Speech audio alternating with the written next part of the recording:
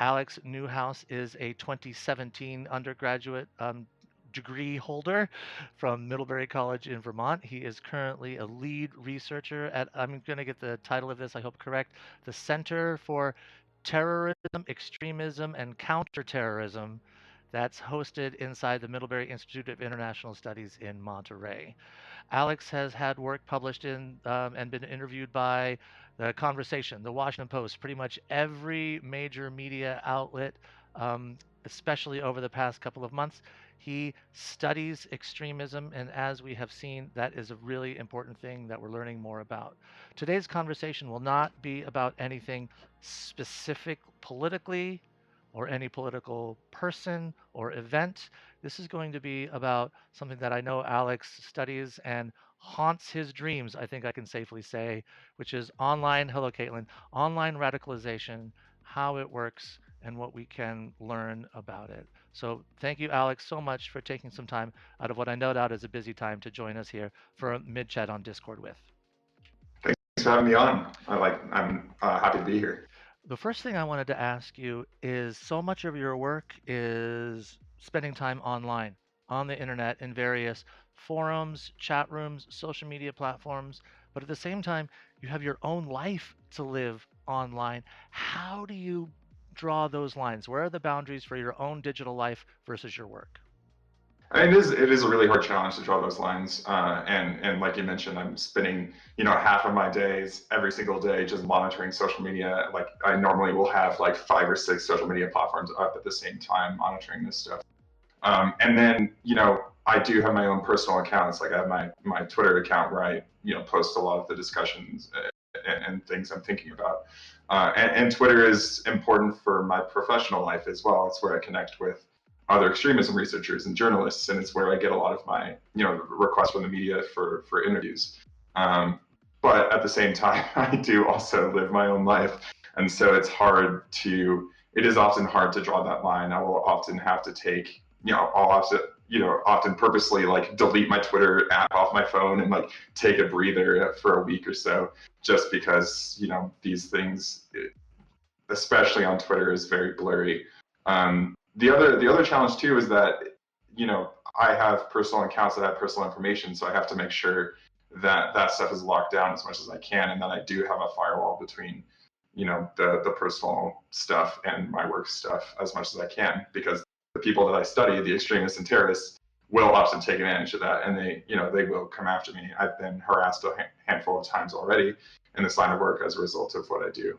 And so it's definitely a challenge, but making sure that I have those firewalls up, that I have practice good security, taking good privacy measures, those sorts of things. And then also making sure that I'm in touch with how my mind is doing and how I'm handling that, and taking breaks where I need to. Those are sort of my tricks. One of the things for people who are unfamiliar with Discord, you can please participate in the chat. If you look over, there's a place that you can look in the chat window. And Alex mentioned his Twitter. It's a wonderful Twitter, really insightful, fun. If something you can use for the work that he does. One of the things I found with journalists and people who work in some of the darkest corners of our society have the best senses of humor. Alex, I think, is definitely one of those. So his Twitter is linked in the chat, as well as recent articles that he's been quoted in, and a Spotify account if you want to hear some of the music that Alex listens to. You can also adjust the volume of everybody individually online if one of us is too quiet. So there's all sorts of Discord things that you can do in there. Alex, how does online radicalization work? It's such a big question, but there's been so much criticism of Facebook, particularly leading people to the groups where they get into these echo chambers, or examples that make people feel like I have a community. That's a word that I keep hearing when I hear people in your field talk about it, that people who haven't felt included find communities online and then get radicalized from there. Can you talk a little bit about basically how online radicalization works for individuals? Yeah, I mean, like you mentioned, it is a huge question, so I'll do my best to keep it straightforward and simple here. But basically, there are two main overlapping trends and mechanisms that drive online radicalization that we know about. There are the algorithmic recommendation trends, like the actual systemic stuff that's built into technology, like social media platforms. And then there are like the actual actions of big influencers and big sort of, lightning rod figures in particular communities, and the ways that they collaborate with each other and, introduce others to people further down the rabbit hole of extremism. So those are two, they work together. They're distinct, but they do overlap, and they do sort of like build on each other into a sort of a feedback loop. In terms of like how people start out in the mainstream and then end up in the like deep down in the extremist rabbit holes. So one of the important things to know is that contrary to popular belief, it isn't like poverty. It isn't any sort of like tremendous misery that drives people into radicalization. It's insecurity and instability. And that's a very, like, it's an important distinction, because I think for example, this January 6th Capitol riots took a lot of people by surprise, because the people who were involved and who took part were often very wealthy, upper middle class, if not upper class individuals who, there was a big, like a famous example of someone going to the Capitol riots on a private jet. So like people who end up getting radicalized are generally people who feel unstable, who feel alienated, who feel dislocated from their communities, from their families, from their normal social networks. And that's where the social media radicalization pathways come in. They provide answers. They provide a sort of auxiliary social, community, social connection that people can sort of, cling on to, and that gives them sort of like a replacement purpose when they are feeling that way. Can I ask a follow-up a little bit about that? I Mm-hmm. saw anecdote that was shared on Twitter. Someone had said this happened to a friend of mine. We were friends in high school. We spent all our time together. We were in each other's weddings. Then she became a work-from-home mother and got isolated from her friends, and all that she had was this online connection. She didn't have adult relationships because she was dealing with children, and it just led her down this path. Is that a common story that you've encountered? Yeah, that is like one of the most common stories in online radicalization. And not surprisingly, that has gotten way more common, especially following the onset of the pandemic. Like the pandemic was sort of, it's described in the extremism research community as a mass radicalization event, because suddenly, out of nowhere, everyone was scattered off and locked down in their houses with like very few, if anyone, to talk to beyond themselves and the people that they know online. So from there, like people were stuck at home, bored out of their minds. Social media use went through the roof, and those feelings of alienation spiked dramatically. And from there, you do have like movements like QAnon or other sort of, extremist movements that are built on this idea of replacing social connections, of becoming an auxiliary family. Like QAnon, one of QAnon's slogans is literally "We are your family now." And that is the sort of that's the exactly representative of the vulnerabilities in the population that these movements are targeting. And this isn't just in the United States or in the Middle East. Like it's all this is it's a global. Are the people that are radicalizing others? Do they have an agenda of their own? Are they assembling, for lack of a better word, an army that will follow their bidding? What's their goal? Some of them are, for sure. There are a few people who are, diehard true believers who literally want to like gather enough people and radicalize enough people that they can put together an army to stage like an insurrection, for instance, at the Capitol, or an armed revolution, or any sort of other, violent sort of action like that. I would say probably the majority of people who are driving this, like the big influencers, a lot of them are just in it for the money. They're in it for driving engagement metrics to their own channels and for driving traffic to their merchandise stores and all that. So like QAnon in particular, I'll talk a lot about QAnon today, but QAnon in particular is sort of rife with influencers who are concerned solely about making money. There are also people driving, sort of violent radicalization and violent motives, but for the most part, that QAnon network, is composed of big figures who just want to make a buck. Is the conspiracy theory part of QAnon and radicalization an important part of sort of, is brainwashing the right term? Conditioning? How does, offering someone a reality that's different from what non-radicalized people see and experience? Yeah, I mean, like brainwashing is a pretty loaded term, so I wouldn't use that necessarily. Maybe indoctrination. That's like you're putting your finger on it though. Like the conspiracy theory part of it is really important, and conspiracy theories play a part in almost every extremist movement in history, because they are so powerful at giving people that explanation that they've been craving. Like the reality of what is happening in the pandemic or what is happening with economic inequality is extremely complex and hard to explain. It is much easier for someone to believe that like there's a certain small group of people who is responsible for all of the ills that they are facing in their own lives, all of the sort of isolation and dislocation that they feel. And so conspiracy theories are extremely sticky, and QAnon is in particular among conspiracy theories even an especially sticky one because it aims to be all-encompassing. It aims to give every single person in the world an explanation for whatever they're feeling in their life. It is like the conspiracy theory that encompasses all others. Like it incorporates, like there are people in the QAnon conspiracy movement that believe in lizard people, that believe in JFK Jr. being alive still, who believe in aliens, who believe in, every single thing under the sun. It's all wrapped up in QAnon at this point. The thing that makes me think is, we study Greek and Roman history and mythology, and there's an earthquake, so there must be a god upset with what's going on here. It's easy to explain something that's unknown or complex. Is it sort of myths for our time? Yeah, absolutely. And I when I talk about QAnon, I describe the central myth of QAnon.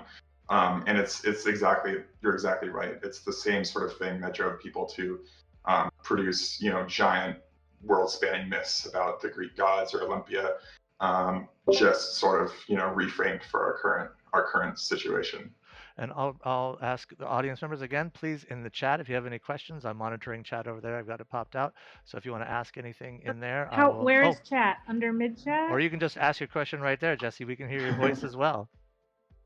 I just want, like, where it says MiddChat, this is my first Discord. Yep, so there's text channels and voice channels. And so the text channel, if you haven't joined that one. Got it. Okay, yeah. So you can there in the text. Welcome to Discord. It's nice. That's one of the reasons we have it, is to sort of raise awareness about this community building platform.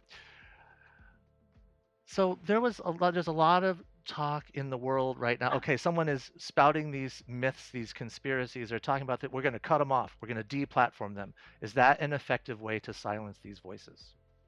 I mean, that's the billion-dollar question in extremism right now, and a lot of work is being done to try to tease that out.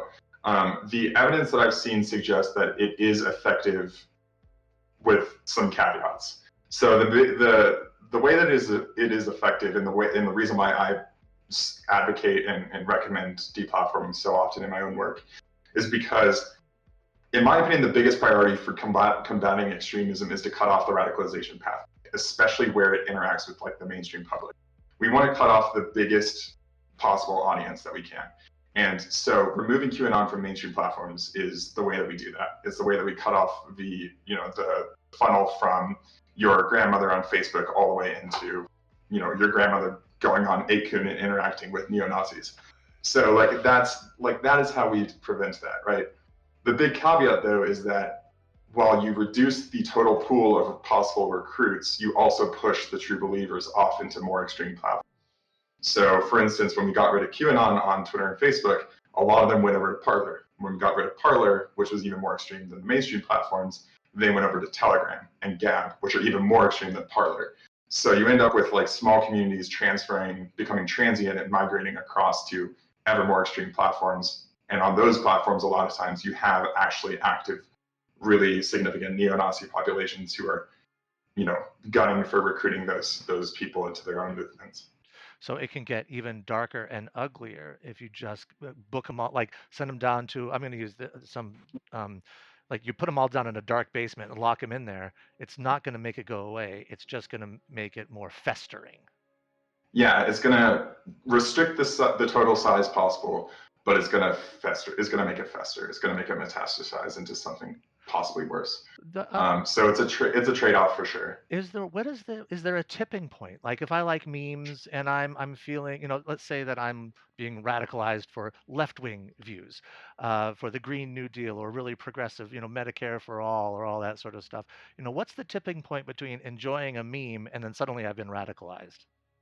I mean, there's not really a line there. It's very blurry, and it really depends on the sort of person, on each individual person, where they end up tipping. Like people can interact with 4chan's horrific politically incorrect board where neo-Nazis have organized for years, they can interact with, like, there are individuals who can interact with that for years and never actually fully buy into the ideologies being spouted there and just pretend like it's a joke. But the problem is when we look at it from like a trend standpoint, when we look at it from the broad standpoint, like there can be a community with 99.999% of people just think it's a joke, just think that he's, edgy. But there may be one person who goes further than that, who starts taking it seriously and takes that sort of desensitization and then decides, like, this is serious. I'm going to actually go out and commit a violent act in sort of in line with these sort of edgy jokes and memes that we've been sharing. So are you brought in to, and do you offer that analysis to policymakers when you see it? Is that part of the work that you do at CTech? A lot of what we've been doing has been offering recommendations to tech companies, actually. We do a lot of client work with tech companies, social media and otherwise, to help them figure out how to best tackle toxic content on their platforms or on platforms generally. My boss, Jason Blazakis, who worked in government for 10 years before coming over to Middlebury, he does a lot of work with policymakers as well. I myself spend most of my time interacting with private industry. I'll bring a couple of things from your bio up because you're talking about tech industries, and you worked with PlayStation and you worked with Uber. Like, these are some companies that you would not think would be out there monitoring online conversations, but it's really important for them to do that, would you say? Oh yeah, absolutely. I mean, what's funny is that a lot of people don't realize, like, big tech companies have dedicated counterterrorism teams at this point. Like Facebook has a massive dangerous organizations teams is what they call it, dedicated specifically to monitoring terrorism and extremism activity on their platforms. At Uber, for instance, I worked on their physical security team, which is slightly different, but the idea was, like, Uber needs to respond to terrorist attacks. They need to understand how this is happening. They are part of, like, essentially, like it or not, they're part of core infrastructure in cities. So they are going to need to respond when events like this happen. And so that's what I was working on there. It's fascinating to see how this work is part of all of these corporations and industries that we just don't think of. All of this talk about extremism lately, is this, and I've heard various commentators say, this is the beginning of the middle, it's the end of the beginning. Are we reaching a new phase of this? When I first think about sort of extremist groups, I think of cult leaders like David Koresh and the Branch Davidians at Waco. Is this a growth out of all of that, or am I just thinking of it in the wrong way? No, you are. I mean, it's a growth out of that, and it's a growth out of other trends as well. But, like, there are a lot of extremist movements, like, for instance, the Boogaloo movement, that directly ties its history back to Waco and Ruby Ridge in the 1990s. Like, they are an outgrowth, even though they are, like, digital natives and they're much more online than the 1990s militias were. They are a direct outgrowth of that same militia movement. QAnon is a little bit different. Like, that's probably more of an outgrowth of, like, the 1970s and 80s satanic panics, plus the sort of, like, unique aspects of the internet that give rise to mass radicalization, that sort of thing. But yeah, I mean, I think we're at a tipping point in a sense, because I think we've gotten to a place where social media companies can no longer sweep this under the rug and ignore it.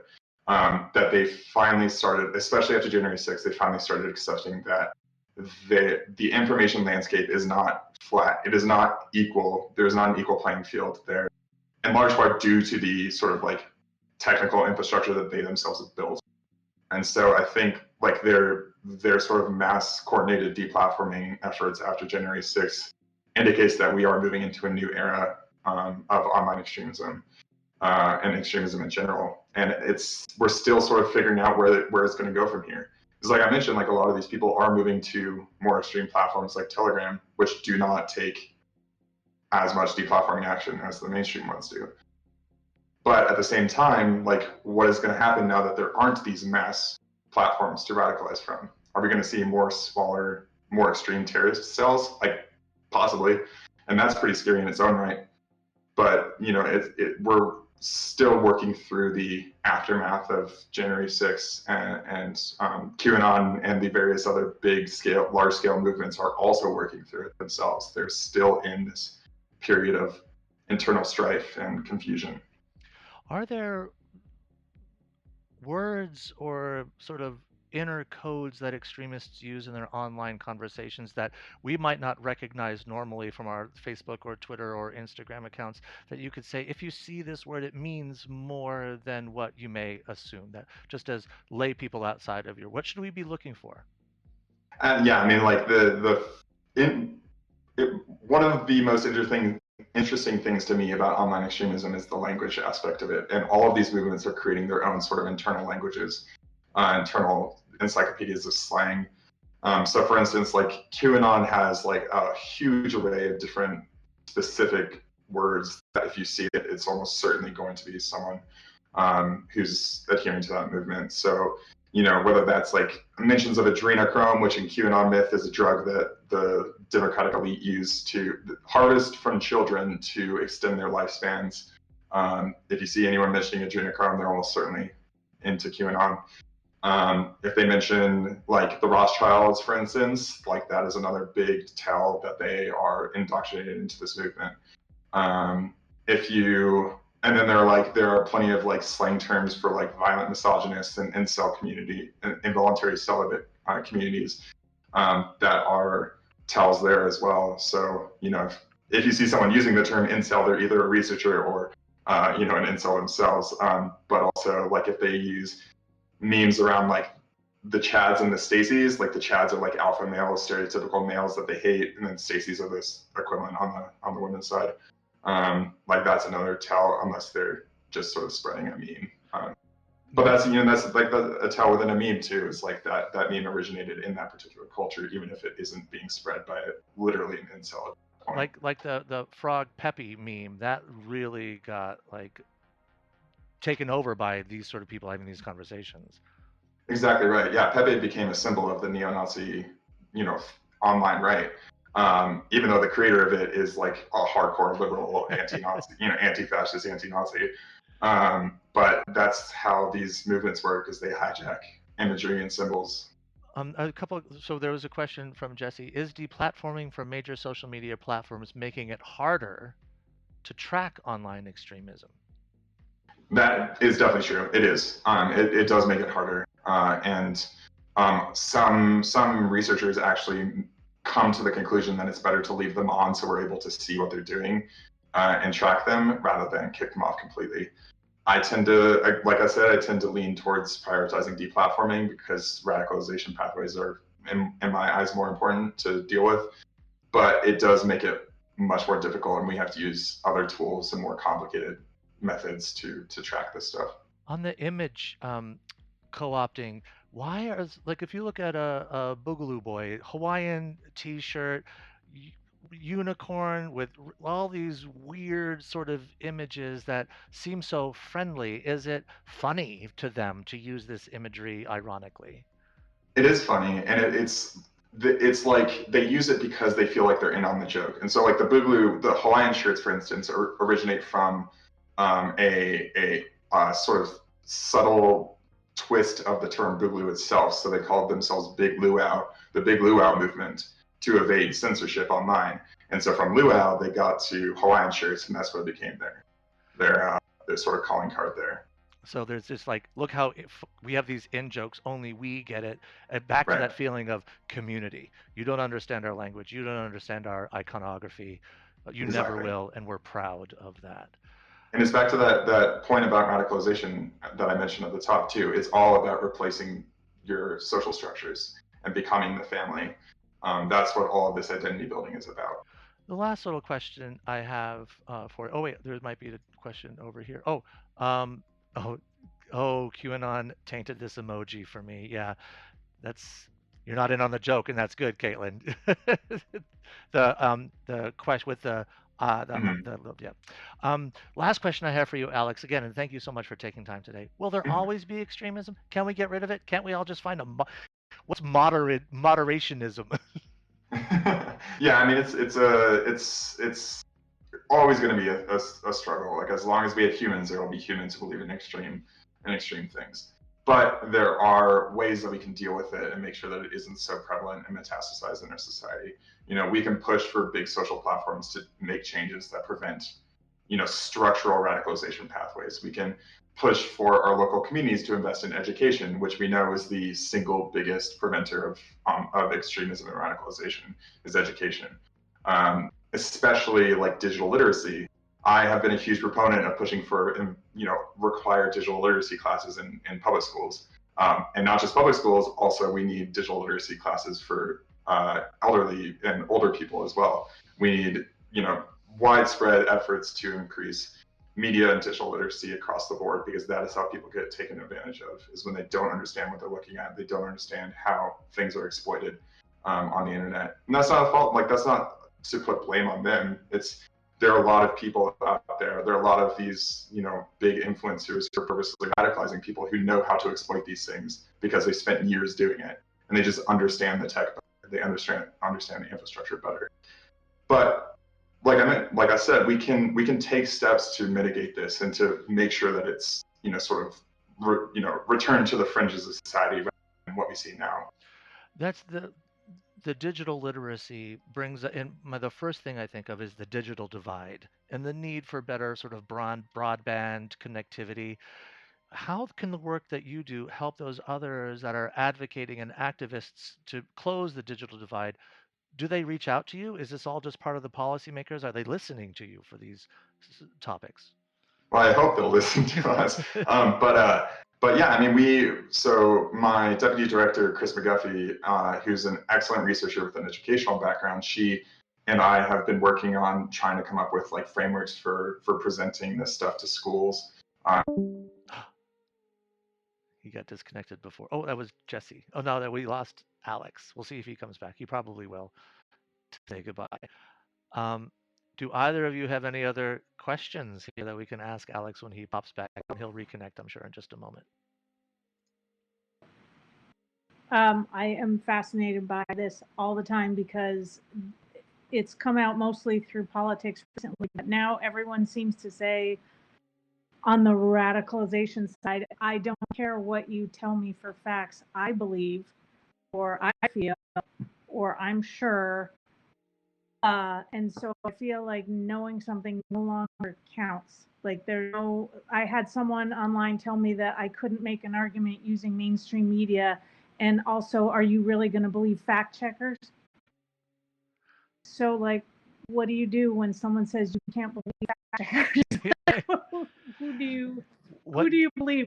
Giuliani or what? When they refuse to accept reality, how do you build those bridges back? But it's not, I mean, just asking someone to accept reality is offensive to those people because they believe a thing and and we all have this confirmation bias, but there's this point at which I'm always wondering, like, am I the crazy one? Like, am I the one who is believing things that don't make sense? If you can believe that the election was stolen or that Hillary Clinton is wearing baby skin on her face, you totally believe that. But when someone says, here's 60 lawsuits that show what the judges said, and you say that's ridiculous. Who gets to decide what's logical and real? He said, oh, he just messaged me back. Got kicked. Invite doesn't work anymore. Sorry, Andrew. Maybe I'll get him a new invite here. Let's see. I'll create one. I'll copy it.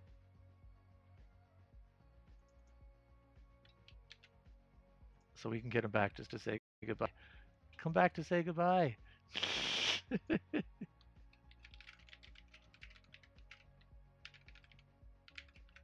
We'll see if he gets back in. I'm assuming he will. Yeah, I think that's one of the things I've heard so many people talk about that, Jesse, did I cut everybody off? No, here we are. No. How do we cope with that? How do we bring people back into the thing? And Caitlin, if you didn't hear what Jesse was talking about, she was saying that she's encountered people who simply refuse to believe that there is any reality to things outside what they've been told online. They don't believe fact checkers. They don't believe mainstream media. They've listened to these people that have told them that there is no truth out there except what the leader of your group says, and there's no way to come back from that. Alex, I know we're a little bit over time. Thank you for coming back, but is there anything that we can do to bring people to to reconnect people with sort of our shared reality. What is real? What are facts? How can we build those bridges with the people that we love? Yeah, I mean, it's like I was mentioning. I think social connections or the lack thereof is like the big driver of radicalization these days, especially in the age of the pandemic. And so, what we can all do is advocate in our communities for the improvement of social services and ways that bring people together. It's hard. It's hard right now, obviously, with everyone sort of locked down or in various extents. But once the pandemic is up, advocating for the creation of more youth programs in communities, that's a huge way that we can prevent extremism and bring people back together. And then also, even in your own family, if you know that someone has been isolated, reach out to them and make connections, make that effort to bring them back in and forge those connections. Because that's when, once you can do that, you are more on your way to preventing anything else, any sort of nefarious conspiracy theory or extremist movement from taking that place. Because, correct me if I'm wrong, but the things that I've heard is you can't argue with someone who doesn't want to hear your argument. You can't tell them, why don't you just like listen to me? It's more of a long term sort of embracing, listening, and then slowly they come back. Yeah, I mean, it's de-radicalization is really hard, but we do know that making sure you're reaching out and providing those connections, not trying to argue, but giving love, giving empathy, are good drivers of bringing people back. It's not assured, and there's a lot more that needs to go into it, like therapy and other sorts of efforts and systems as well. But we do know that giving empathy, giving connection does help. And it especially helps on the preventative side. Get started before your relatives get radicalized. This goes to local municipalities and state governments as well. We need to get started before radicalization happens. Alex, thank you so much. I know you're obviously very busy these days. You have a course load, you're teaching a J term, you've got class stuff to do, you have your regular work to do, your research to do. Jesse, Caitlin, thank you for joining me and Alex for this mid chat on Discord with Alex Newhouse.